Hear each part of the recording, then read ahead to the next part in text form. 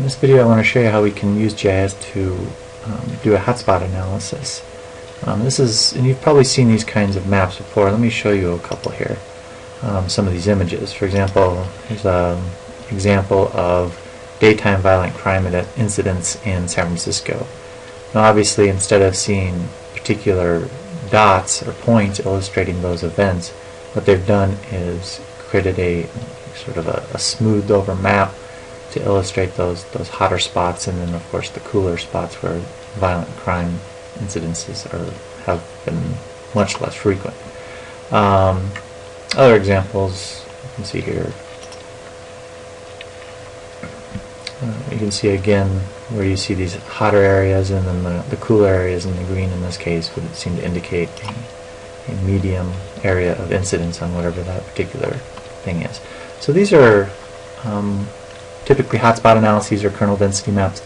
This is a situation where you're not satisfied with the graduated colors, for example in census tracts, and you also are uncomfortable or unable to show all of the dots. For example, if you were to plot crimes or arrests in a particular city, quite often over a course of a year there are so many crimes that the dots simply overwhelm your map.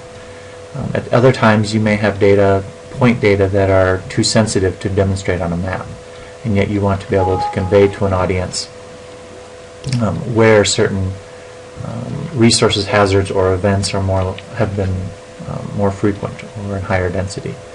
And so what you can do is use the dot density map, or not dot density, but the kernel density or hotspot analysis in order to convey that same information without betraying the confidence and anonymity of particular households or individuals and things like that.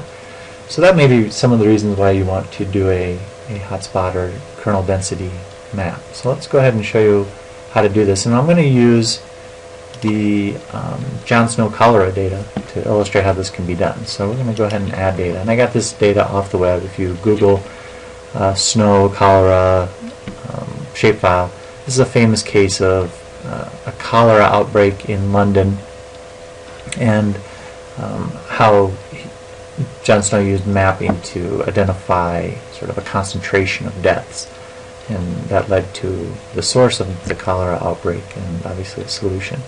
So I'm going to go ahead and add in a shapefile of the cholera deaths. Sorry, that keeps popping up. And what we can see if I open up in that attribute table,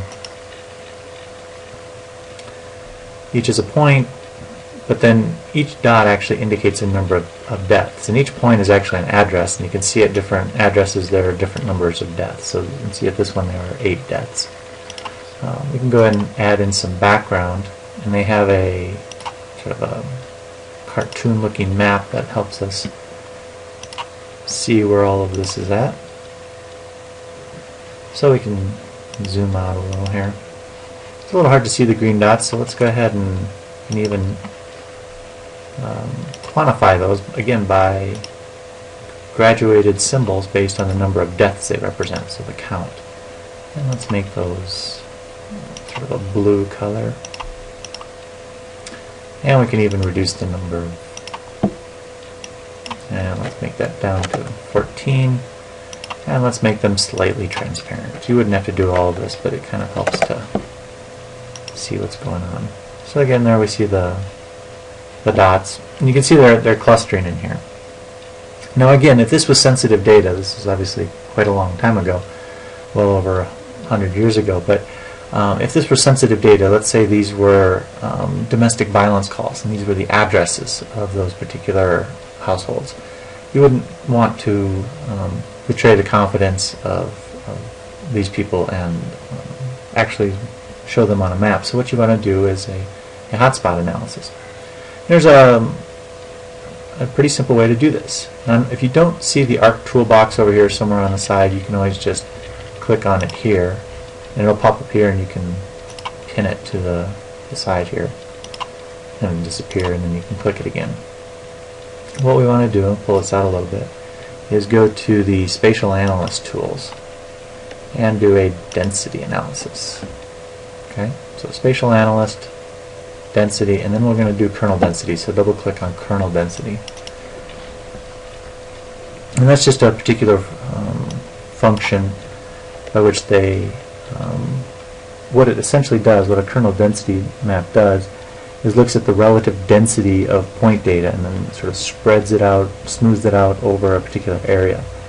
And what it does is it takes into account the presence or absence of points, but also the weight of those points. So if there are number of deaths, for example, that gives that point an added bit of weight. And then, of course, what it does is it takes into account the proximity of similar sites and their weights as well. And so you'll see how that plays out in this kernel density. So the input point would be the cholera deaths.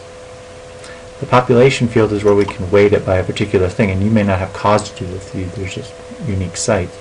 But I want to weight these in a sense by the number of deaths at each site. The output raster is where you want to save it.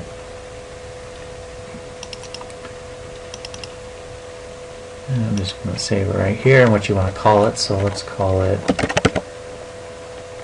cholera kern, since we're doing a cholera kernel density.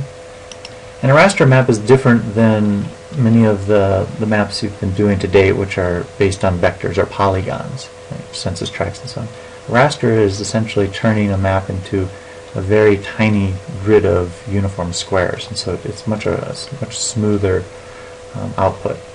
And then the output cell size, just leave that and go ahead and leave the search radius as is. And we'll come back to this. We may want to change this because essentially the search radius tells it how far from each dot do we seek out potentially similar sites or events. How far do we want to go? And the larger you put that, the further it'll go to find that sort of proximity. And a lot of this depends on what the unit of distance is in that particular thing. So you have to kind of play around with it a little bit. I'm just going to leave it in the default setting and hit OK. And you'll see that it goes and starts calculating here right away. And pops up as a big blue square. Now if I uncheck my cholera deaths, you'll see what it's done here is created a little bit of a hotspot. I'm going to go ahead and double click on this output over here and go to symbology.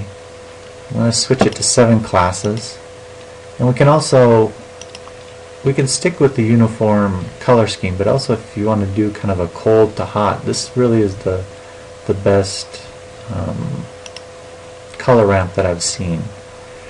And then we can also go to display, and if you wanted to do it slightly transparent, we'll get back to that, but I want to just go ahead and show you what this looks like. So we still have this blue, and what you could do is just do a single click on this one over here, go to properties and do the color as null, and that gets rid of it. Okay, so we see this really dense area of cases and deaths. You see some medium areas, but anything in blue really, red particularly hot, and then yellow, and then blue is kind of where the deaths are, and we can see how that corresponds with our dots. Okay. What I want to do is actually, let's go back to the kernel density and change some of our settings. So we're going to do cholera deaths.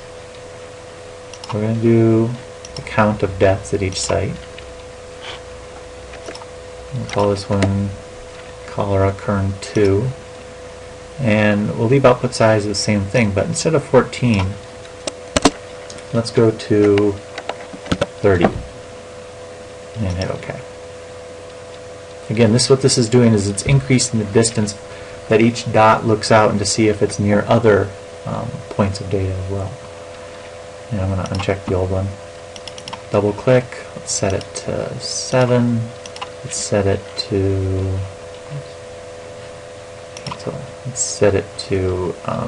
different color ramp. And the one we like, that one, and hit OK. Again, single click on that top blue one, and set the color to null. So now we're starting to get a little bit more aggressive in how far out from each spot we're looking for similar issues. And again, if I put the dots in, you'll see how that creates a little bit of a broader context around each of those dots, and yet conceals their precise location. So that's how you can play with that kind of distance measure to find the right degree of sort of tolerance. The other thing you can do, if we zoom in here,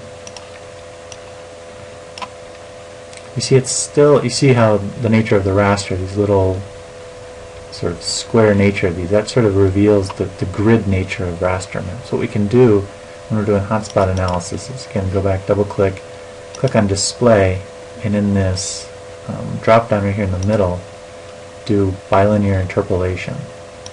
And that'll help smooth things out. And we also can make the transparency, let's say 25%. So you can see, you can now see through it, it's smoothed out the rough edges, and yet we can still see the hot spots, the medium spots, the slightly cooler spots, and then anything outside of that is considered a relatively safe area in this particular case. And again, that's what the dots look like. So we have a few dots out here, but those were probably single deaths, and they were far enough away from the others that they weren't pulled into this particular kernel density map. But we may want to adjust our settings to bring those into the fold. But we can definitely see that there was a concentration here. So what did they do? How did they make sense of this? Well, they discovered that maybe pumps were this issue. So let me go ahead and make these. There are water pumps in the area. I'm going to zoom out here a little bit. You can see the water pumps in the neighborhood down here on the bottom, up here on the top, but there weren't a lot of deaths in and around those areas, and yet there's this sort of clustering of deaths around this central pump, particularly right around it. So these people were probably using water more frequently from that pump rather than the folks out here. So that led to the source of the cholera outbreak.